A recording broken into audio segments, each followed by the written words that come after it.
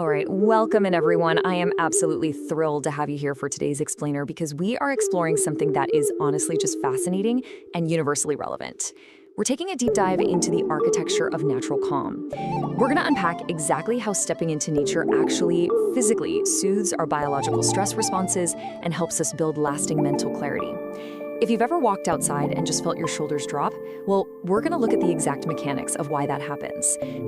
But first, I want you to just take a second and check in with yourself.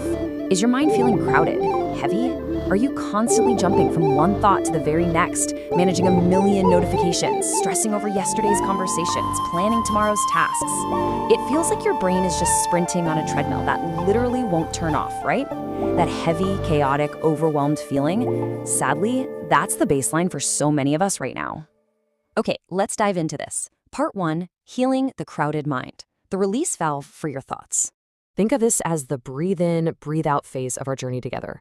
Just notice the shift that happens when you step into a natural space. Maybe it's looking up at a beautiful sunrise, or just feeling a really gentle breeze against your skin, or simply listening to the sound of leaves rustling in the trees around you. You physically begin to slow down. That heavy, crowded feeling we were just talking about, the edges of those thoughts actually start to soften. You aren't forcing your brain to calm down, the environment is inviting it to.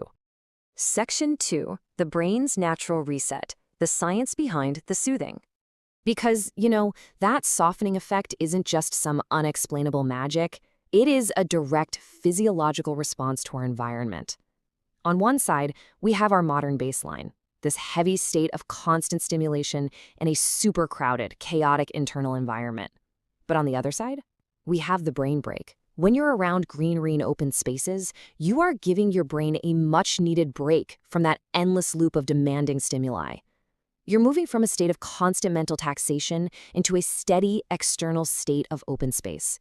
So the crucial point is this: greenery and open spaces actively reduce stress hormones. Think about that for a second. Nature literally alters your brain chemistry. It's not just a pleasant backdrop, it is an active participant in lowering the chemical stress signals that are pumping through your body.